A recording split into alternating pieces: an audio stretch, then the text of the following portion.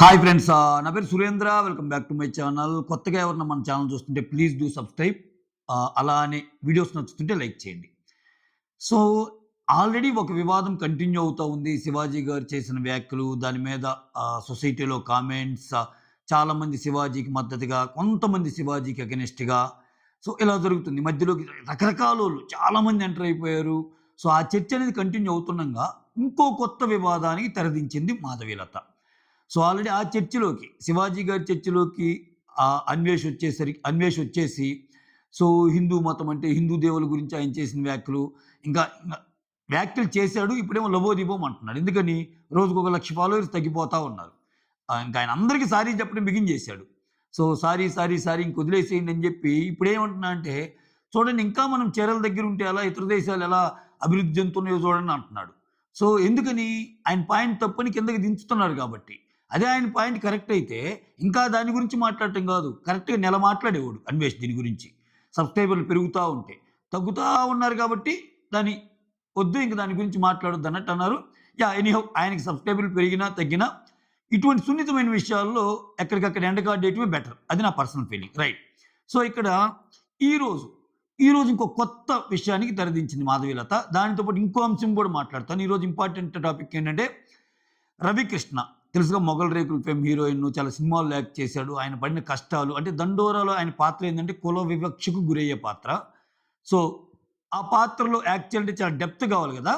So, తనకున్న experience అంటే already తనకి కులాన్ని చూసి ఆయనకి పాపం చాలా అవకాశాలు ఎలా రిజెక్ట్ అయినాయి, ఏంటి అనేది ఇంటర్వ్యూలో చెప్పినప్పుడు అయ్యో పాపం అనిపించింది. ఆయన చెప్పిన విషయాలు కూడా ఈ వీడియోలో కోట్ చేస్తాను. ఫస్ట్ విషయం మాధవీలత మాట్లాడుకుందాం. మాధవీలత గారు ఏం చేశారు?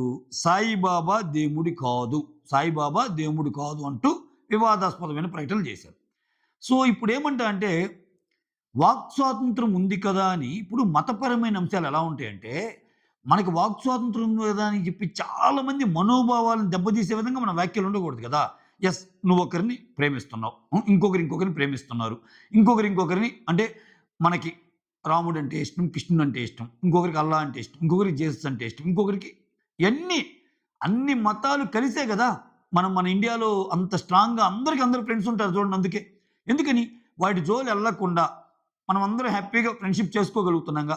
సో, వీటి మధ్య ఈ డివిజన్ అనేది తెస్తే, సో, మతపరంగా విడిపోవటం, కులపరంగా విడిపోవటం. అందుకే చూడండి, ఇక్కడ నేను ఈ 2 విషయాలు ఎందుకు, ఒకటేమో ఇప్పుడు మాధవీలతది మతపరమైన ఇష్యూ కాకపోయినా, వేరే వాళ్ళ భక్తులందరూ అంటే ఇప్పుడు సాయిబాబా అంటే ప్రతి గురువారం ఆయన దగ్గరికెళ్ళి భక్తులు వాళ్ళ మొర ఆలకించి, వాళ్ళ మొరలన్నీ అక్కడ చెప్పుకొని, నా మొర ఆలకిస్తాడు సాయిబాబా అని నమ్మి, సో, వాళ్ళకేదైనా జరిగితే సాయిబాబా అనుగ్రహం మనకి దక్కిందనుకునే వాళ్ళు చాలామందున్నారు. మనం చిన్నప్పటి నుంచి చూస్తాం.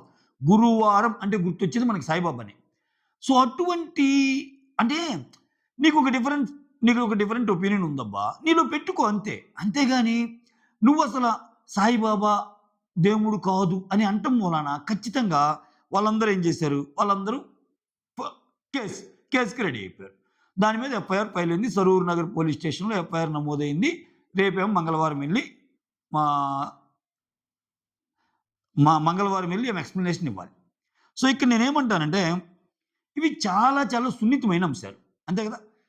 ఎలా తయారైందంటే ఇప్పుడు అందరూ తాగటంలా. ఇప్పుడు అధికారులు గూడా ఒక్క మాధవీలత మీదే కాదు, మాధవీలతతో పాటు ఆమె వ్యాఖ్యలను సమర్థించిన, ఆమె వ్యాఖ్యల మీద డిఫరెంట్ చర్చలు పెట్టి సాయిబాబా దేవుడు కాదు అని ఇట్లా రకరకాలుగా అంటారు కదా! అవునని కొందరు, కాదని కొందరు. అట్లా నెగెటివ్‌గా మాట్లాడిన అందరి మీద సో, కేసులు ఉండబోతున్నాయంట. సో, ఇది ఒక రకంగా మంచి పరిణామం. అంటే మంచి పరిణామం అంటే కొంచెం తగ్గిద్ది ఇట్లా వ్యాఖ్యలు చేయటం అనేది. సరే, రేపు అసలు మాధవీలత గారు ఏం ఎక్స్‌ప్లనేషన్ ఇస్తారో ఏంటో చూద్దాం. అంటే ఆమన్న పర్సెప్షన్ ఏంటి అనేది రేపు ఇంకా క్లియర్‌గా తెలుస్తయి. కాకపోతే చాలామంది ఇటువంటి వ్యాఖ్యలు చేయకుండా ఉంటేనే బాగుంటది అనేదైతే హెచ్చరిస్తున్నారు. సో, ఇంకోటి సోషల్ మీడియాలో ఇటువంటి విషయాల మీద అభ్యంతరకరమైన పోస్టులు పెట్టే వాళ్ళందరి మీద ఐటీ యాక్ట్ కింద చాలా చాలా కేసులు నమోదవుతున్నాయి. జాగ్రత్తగా ఉండండి. అంటే నేను ఇది చాలా అంటే మనకు అలవాటైపోయిన ప్రాణాలు చాలామందికి ఏం కాదులే. నీ పాటికి నువ్వేదో ఒక కమెంట్ పెట్టేస్తావు, ఏదో ఒక మాట అనేస్తావు. సో, ఒక్కోసారి మాట కూడా పవర్‌ఫుల్లే. వాక్ స్వాతంత్రం ఉందని చెప్పి ఎటువంటి విషయాలంటే అటువంటి విషయాలను చర్చించినా గానీ ఇరుకునబడే ఛాన్స్ ఉంది. వాక్ స్వాతంత్రం ఉందంటే నీ ఇష్టం వచ్చినట్టు ఏదంటే అది మాట్లాడమని కాదు. కొన్ని భావాల్ని స్వతంత్రంగా నువ్వు ఎక్స్‌ప్రెస్ చేయమని. అంతేగాని వేరే వాళ్ళందరికి సంబంధించిన మతపరమైన అంశాలని, వేరే వాళ్ళందరూ నమ్మే వేరే వాళ్ళ విషయాల్ని వాటన్నిటిలోకి ఏలుబెట్టి ఆహ్, వాటి యొక్క ఇంకొంచెం, ఇంకొంచెం వాటి యొక్క ఘర్షణలనండి, లేకపోతే ఇంకొంచెం అన్‌రెస్ట్ లేకుండా చేయటం అండి, ఇయన్నీ పద్ధతి కాదనేది ఇదనమాట. సో, చూడాలి రేపు ఏం జరిగిద్దో ఏమో.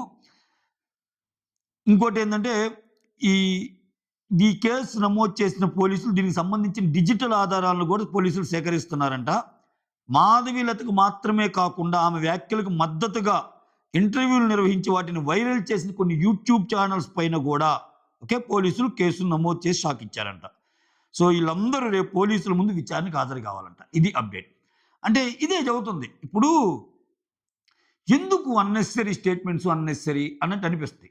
కొంచెం రాజకీయపరమైన అంశాల మీద, కొంచెం సున్నితత్వమైన అంశాల మీద స్పందిస్తుంటారు. ఒక్కోసారి చాలా చాలా నీట్‌గానే ఉంటాయి. ఏం మాటలు గాని ఏమైనా. బట్ రెగ్యులర్‌గా మాట్లాడేటప్పుడు ఏందంటే ఒక్కోసారి ఇది మాట్లాడొచ్చా? మాట్లాడకూడదా? ఓకే. ఇప్పుడు ఆమె దాకొచ్చింది ఆ విషయం. ఆల్రెడీ అది ఏదో సర్క్యులేట్ అవుతూ ఒక విషయం ఆమె దగ్గరికొచ్చినప్పుడు, ఈ విషయం మనం అడ్రెస్ చేయొచ్చా? చేయకూడదా?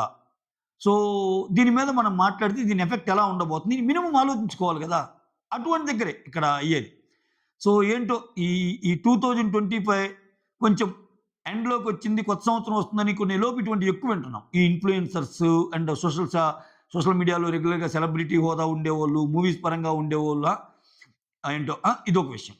సో, చూడాలి రేపేమైద్దో. మొత్తానికి కొత్త వివాదానికి తెరదించింది మాధవీలత. Next second Ravikrishna. రవికృష్ణ 'దండోర' సినిమాలో యాక్ట్ చేశాడు. ఇతని పాత్ర మలుపు తిప్పిద్ది. సో, మనం చేసే పనిని బట్టి కులం డిసైడ్ చేయాల్సొస్తే, మనం చేసే పని మారినప్పుడు ఏమైనా కులం మారిద్దా అన్న పాయింట్ కూడా దాంట్లో ఉంటది. అయితే ఇక్కడ ఇతను బీఎస్సీ చేశాడంట. బీఎస్సీ చేసి ఇంటర్మీడియేట్ తర్వాత బీటెక్ ఏదో చేయమంటే ఇతనికేంది ఇటువైపు రావాలని.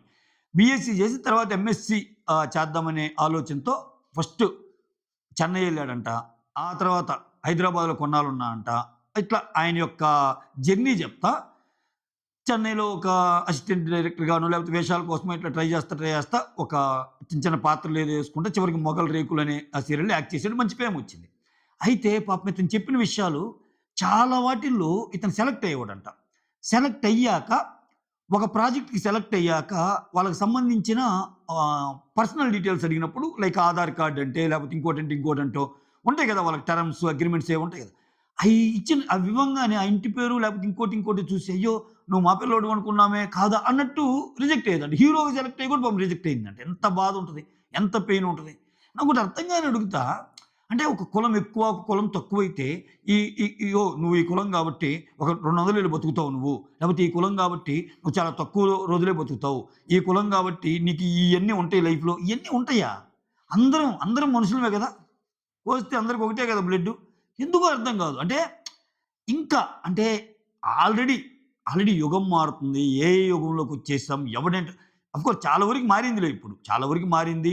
సో, ఇదివరకి ఇంటర్ కాస్ట్ మ్యారేజెస్ అనేయి చాలా పెద్ద పెద్ద ఇళ్లల్లో ఓహ్, జరిగాయి. ఒకవేళ ఇద్దరు ఫ్యామిలీస్ ఏకమైతే. ఇప్పుడు జనరేషన్‌కి చాలా మాక్సిమం వచ్చేసాయి. సో, గుణం బాగుంటే చాలురా అన్నట్టు ఇరు వర్గాలోళ్ళు కలిసి పెళ్లిళ్లు చేయటం, అందరిని పిలవటం చూస్తున్నాం. ఇంక నెక్స్ట్ జనరేషన్‌కి ఇంకా నార్మల్ అయిపోతాయి. అయినా ఇటువంటి ఇంకా కాలం మారుతున్నా గాని ఇంకా కులం ప్రాతిపదికన అవకాశాలు పాపం ఇవ్వకపోవటం అంటే ఎంత విషాదకరమైన సిట్యుయేషన్ అది. ఎంత బాధాకరమైన సిట్యుయేషన్.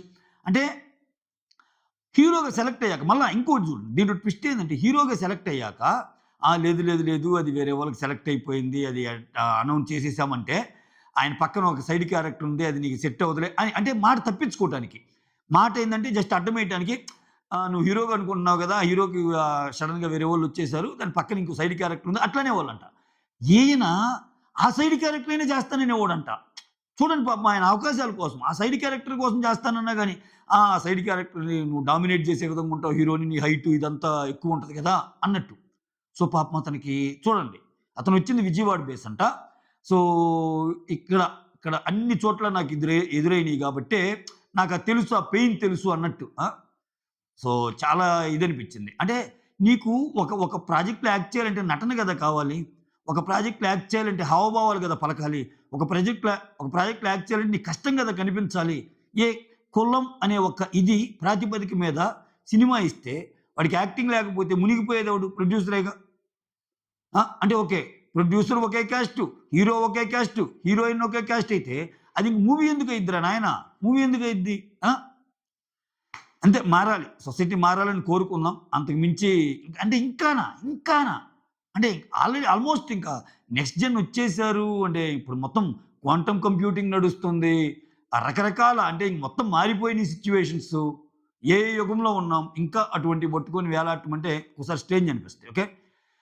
సో, అవి ఈ 2 విషయాల గురించి వీడియోస్ నచ్చుతుంటే లైక్ చేయండి. కొత్తగా ఎవరైనా చూస్తుంటే please do subscribe. Signing off me Surendra.